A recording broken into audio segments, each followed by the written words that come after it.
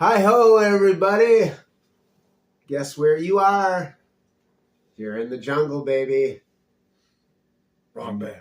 Oh, well. We got two. Welcome to the newest 29. episode. 29th. Episode of Hey, man. Nice kiss shirt. I'm your humble host, Fido. I'm Powie. Mm-hmm. We got Beans, and we got Princess, and we got you. It's the summer. It's not a bummer. Let's get right into it. But Let's talk about your t-shirt. This is the week. This is What kind we're commemorating a high holy day. Friday, July 13th, 1979. My first Kiss show. How old were you? I was almost 8 years old. Almost 8. Almost 8! And I didn't run away. Although Gene made me want to run away with his fearsome attitude. It's exactly what drew me into this band we call Kiss. So let's just take a minute. Again, there's so many things I could say about Friday, July 13th, 1979. But here's the shirt. It's not mine. Again, in the wake of the arson, it took me years to find this puppy, but I saved it for this show. Enough said. No, you got the last tour that they played as an original band in 1979, Mm-hmm. and I got the last tour that they played together as a band in 2000. 2000. 2000. Well, yeah, 2000. So Ace didn't make it. it's an episode of endings and beginnings. That's right. So let's end this. I mean, Let's begin. Let's begin the inexorable slide to the end. We were actually watching, was it Roosevelt? Jersey 76. Yeah, 76.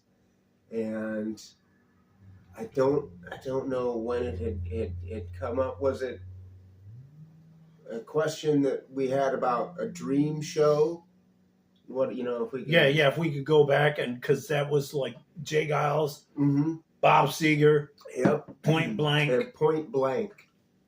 I need to do a little research into who Point Blank was, but I can tell you, as a lifelong fan of both Alive and Live Bullet, and Full House, I mean, right there, I mean, those are, wouldn't you say three of the top 5 live albums of the 70s? Was live at the Fillmore, was that 71? Humble Pie? Maybe. 71, 72. I mean, yeah, kids, if you're not hip to those records, man. Jay Giles Live Full House. So, and I think we're going to be hitting the anniversaries of both of those dates, because I believe that New Jersey show is July 10th. So let's get into that week with this. Rock and roll all night. And journal every day. It's a year-long guide celebrating the fun of being a Kiss fan. Thank you. It's all for you, Demon.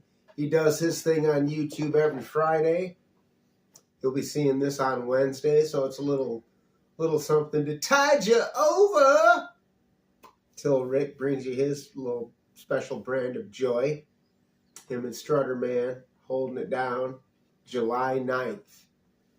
What member of Kiss had the greatest Kiss costume, not counting makeup, costume only? What era and why? I'm going to say Gene 76. Yeah.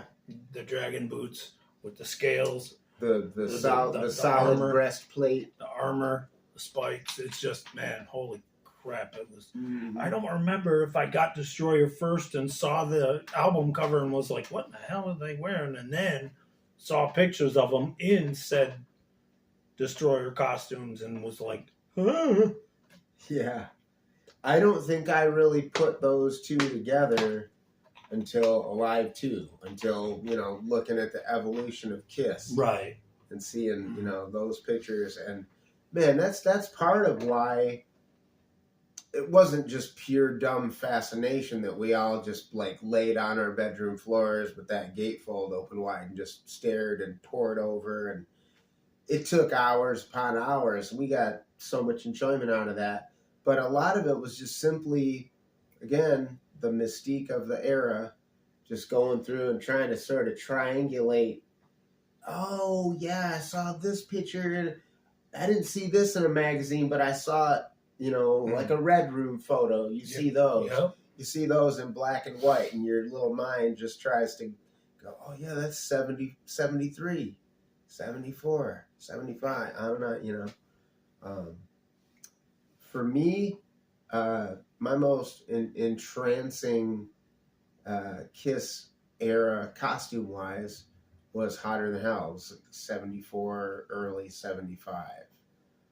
Those photos, I'll probably throw one of my faves up here from Heartland, the Nordic Ice Arena. One of the only shows that Paul played with sunglasses because he had a sty. Mm-hmm. That was right here, about half an hour away from where we are right now. And we got actually a couple friends that were there. Tanya went to that show. Oh. Jeff Mintline went to that show. Jeez. And I can't remember what Bob Heck said, but he saw one of those. He saw one of those early shows. Yikes. Yeah, I mean, I still, once in a while, I'll see something come through my Instagram or whatever, a photo maybe that Waring Abbott took, or, something from 74, like those Central Park photos. So whose costume? Jeez, Peters. Oh, okay. Peters definitely with the leather. I mean, they all had great costumes. They had, I mean, the V shape of that this first. Is kind of a V shape. And we won't go any below than here because that's reserved for concert payers. Is that from that 79 backstage interview? It's Tom Snyder. Oh, okay. No, what's the interview I'm thinking of where they're trying to downplay the disco and that's like Holland, or they were given messages. And I think they re-edited some of that. Rock disco. I think it's more of a rock disco. Can we call that rocksco? Roxo. Oh. Rock and roll club. I do cocaine. Any Metalocalypse fans in the audience, let us know. We'll get a kick out of you. Put the boots to them. Medium style. All right. Moving on to July 10th. Happy anniversary, Roosevelt Stadium. Completely rearrange your Kiss room. Change the orientation of everything. Plot out the design. And finally, list what 5 Kiss albums you plan on playing during your redecoration. Well, if I may be so audacious to answer for you, Polly. Do it. He don't got a Kiss room. No.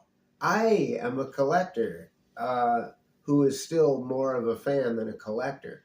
I don't even have a Kiss room. It's just catch as catch can. It's all spread out. There's no order to any of this. Let me tell you, I am one of your most happily disorganized mofos on the planet. I know what I like. I keep liking it, and I keep it where I like it. And if I'm playing 5 albums, I'm playing the first one. I'm playing Hotter Than Hell. I'm playing Dress to Kill. I'm playing Alive. I'm playing probably Rock and Roll if I got one more. Yeah.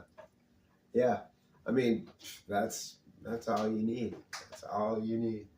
I could pad it out completely with the originals. Alive, we're not going to count that as 2 records. Those are even the originals is its own album. You know? So right. in essence, I could have just said the original's alive. if I had this task in front of me, yeah, it's like that would be all I would need. But yeah, it's all Kiss all the time as far as you're concerned, right? A Grand Funk. Yeah. You just Grand hop Funk. a little Grand Funk bust. You can't be hating on that. Got this thing on the move tonight, and I can't help wondering. I apologize to you if I seem a little distracted by stage left. I hear a cat getting up to no good over here somewhere. More Beans hijinks. Mm-hmm. Beans is definitely up for the hijinks. You might still see her yet tonight. All right. Moving on to July 11th. What other Kiss era costumes do you think would have worked for the Mego dolls? What would have been your favorite era set?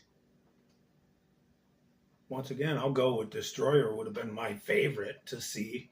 That would have been cool. I have not seen. Now, there were Mego knockoffs, and they were in, I think, like Kiss Army Warehouse, something like that. And they were 74, like they got the 74s, like costumes. Yeah, like the 12-inchers that came out a few years ago. Something like that, yeah. And I thought that was pretty neat. I would have wanted to get a set of those, but, I mean, I would have liked to have seen those in Destroyer outfits, for sure. Mm-hmm. And you? Again, I'm going to have to repeat my last answer with regard to the Hotter Than Hell costumes. Although, with a slight variation, I would actually love an action figure of the Norman Seeff shot of Gene out by the dumpster in the Gladiator chest piece from the back of Hotter Than Hell. Oh, wow.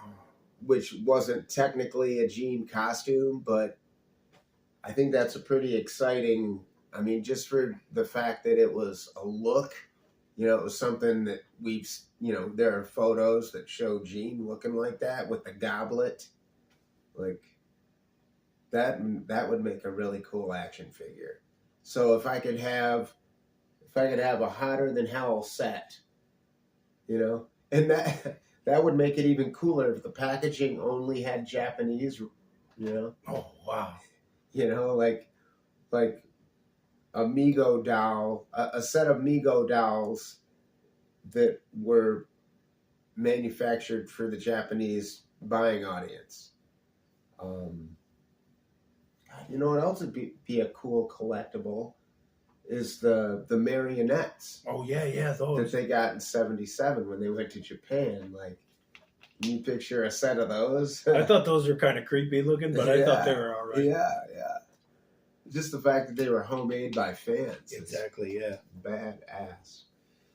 So I guess if I could, as long as we're making up shit, I might as well make up my special Hotter Than Hell Deluxe. Let's call it a play set. Don't call it comeback. Call it play set. Yeah. And have, it'd be cool if Mego had created, what they thought was the photo shoot, so there'd be like, it would come with a limo. You could lock Paul in it because he got too drunk. So I guess Polly's not as tickled by the prospect of my special Hotter Than Hell playset, but I like it, and that's enough. All right, moving on to July 12th. Happy birthday, Eric Carr. What Kiss song contains the best Eric Carr drumming? I liked the song Creatures of the Night, where he just... I thought that was great. I thought it was excellent. That's like one of my favorites by him. Anyway, definitely a bold way to, you know, he had to feel pretty good to like kick off the album after what they'd done. Yeah, what a juicy that whole album. That the drum sound is. they worked really hard to get that. From what I read, Mm-hmm. Gene and Michael James Jackson were like, gonna make this big, heavy. It's a great answer. It leads me into my runner-up for my favorite Eric drum part, Saint and Sinner. Such a killer groove on that. With the, you know, down to the hi-hat, you know, the two-handed shuffle he's got going on through Saint and Sinner. But probably my number one, and this is sort of, you know, from a technical you know, sort of the flashiest thing that Eric did, arguably King of the Mountain. Again, start out a record with a drum fill. That's kind of almost like a sister song or an answer song to yours. I can see that. Hear that? Which I don't know.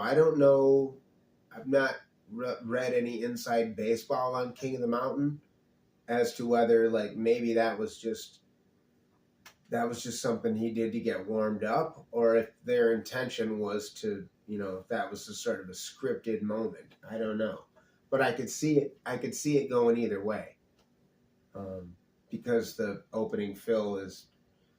It's not, you know, it's not in time. It's not directly related to the groove or whatever. It's just a flourish. But I really like King of the Mountain. To be honest, there was a lot of, not a lot, but occasionally some frustration.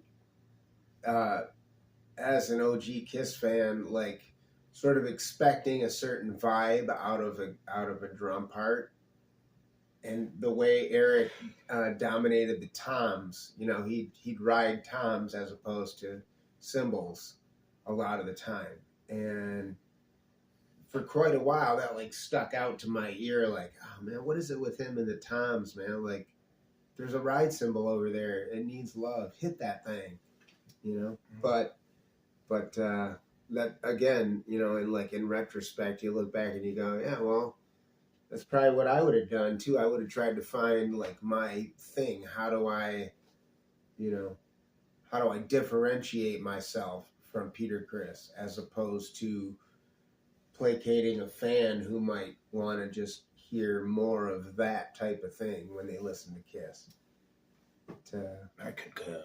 I admire his outside the boxness. His originality. All right, and here we are again. 7:13. How important were Bill Aucoin and Sean Delaney to the success of Kiss? Give examples for both. You kidding? Bit of a retread question. Yeah, a bit of a retread. Yeah, Bill. Jeez, Bill was the fifth member, and so was Sean. They were both instrumental and just they were extremely important. And give examples, geez. Bill booked them in some of their earliest notable performances, got them on the New Year's Eve show with Iggy and them, and put them in weird places. Got them up to Canada, doing a gig for freaking Michael Quattro, who had to cancel. Got him shows up there. So the Canadians were the first ones to see the Fearsome Foursome Unleashed. And what happened because of that cancellation? They did another Quattro show, again at the previously mentioned Nordic Ice Arena right here in Heartland, Michigan. Scarcely a year later. Not even a year later. Not even. That was the show that Smack Dab opened. Trying to get some Smack Dab members to appear on the pod. Looking at you, Bruce. Let's talk about it. Where's those Smack Dab guys? Well, I know the drummers in Florida and wherever Bruce Winch is right now. Bruce Winch passed away. No. He's very much alive. Oh. I plan on sending him a Facebook message now that his ears are probably burning by us talking about him. All right. Anyway, we digress. Bill and Sean. I mean, what haven't we already said? Everybody knows. Again, a bit of a retread. Not mad at you, Rick. Just saying. I gotta repeat myself when under stress. I repeat myself when under stress. They were immeasurably important, and KISS wouldn't move the way they move without Sean. There's so many things that they were intrinsic. They took chances because those guys gave them the freedom. They made sure. We're not Paul Revere and the Raiders. We don't do choreography. And Sean's like, so what? You're KISS. Yeah. You can do anything you want. There's a new way to do it. Check this out. You can do anything you want. Yeah. There was probably, I don't know. I it's hard to say because obviously not knowing who Gene and Paul were coming into that new era with Peter and kind of freedom that they felt with him, and they started to feel that things were congealing and cohesiveness. Cohesiveness, and that they had something that could be, us against the world and succeed. Type of that's. I think that was their attitude back then. In the early days, it was us against the world, and I don't know that I don't know that they would have felt that way without Bill and Sean. Peter had said that they absolutely treated them like they were stars, even though they weren't yet. Mm-hmm. Yeah, that's a huge. And you got four guys with that belief that strongly. Shoot. You can do what KISS did if you've got that. Immeasurably. All right, moving on to July 14th. KISS Extreme Close-Up was released today. In a related question, what KISS VHS ranks best in your opinion and why? Bit of a retread, but it's going to be Kiss My Ass. My favorite. I mean, unless Kissology 1, that was on DVD. Yeah. I didn't see it on VHS. I mean, Kiss Meets the Phantom of the Park. And I can't. I mean, there's best is such a hard, because I wouldn't want to pick any one of them over any other. And I didn't know when I would see them, at a Roseville record show, or you know what I mean. I go back far enough with Chiquini that seeing a KISS vision on somebody's TV monitor at their booth at a convention in the early 90s. Sometimes you didn't even really have the presence of mind to ask what exactly you were looking at. It was just, this montage. You're just gobsmacked by what you were seeing. So just in terms of emotional resonance, the KISS vision, trying to think who it was that compiled those early ones. Not Bill Baker. Anyway, suffice it to say that it's hard. It's hard to, if I were gonna say, the commercially released ones, officially released. That's what I was thinking. Exposed means a lot to me. That was quite an eye opener. Plus, I had Mark Blankfield being a goof. Right. But they mention Extreme Close-Up being released on July 14th. That tape ain't no slouch either. Mm-hmm.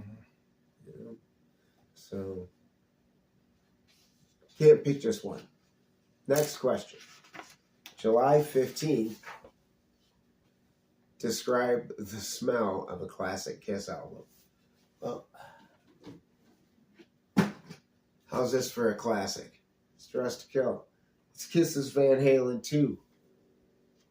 Short, sweet, impactful. Blue label. Look at that blue label. Mm-hmm. Gorgeous.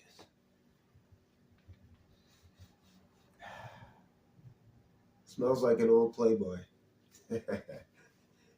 It actually doesn't. But I'm going to give that one to Rick Howard. It's all for you, Demon knows what these records smell like. There's actually not a lot of must on this crust. Let me see that blue label. It smells good, man. Check it out. Let me see that blue label one more again. Yeah. Holy guacamole. Damn it, Jim. Yeah. If it doesn't end up in my beloved Polly's hands, this might just end up as a giveaway on my favorite Kiss podcast. What's it called, Brian? Hey, man. Nice Kiss shirt. Yeah, That one. that one. That's it? Another short and sweet episode. Are we going to plug this? Oh, yeah, we probably should. The Return of Kiss Museum 2025. Xander. July 11th. You know, I didn't give it a shout out. Give it a shout out. A couple of entries ago. You have to do a pop in. I'll give it. I'm not going to do another pop in. No more? No more. Well, I won't say no more. I won't rule it out. There'll be more missives from the basement. The pinball machine will make an appearance. But July 11th. But yeah. And if The grand return. If you pay close attention to the background, see what Peter's propped up on there? Thank you, Xander. KissMuseum.com. Enough said. Maybe we should give him the trivia question right now. What's the trivia question? We always remind you to heed the words of the barbarian every week here on Hey Man, nice Kiss shirt. But can you give us the name of said barbarian? Leave it in the comments. As I say, pucker up and kiss that subscribe button. Play hard. Play fair. Nobody hurt.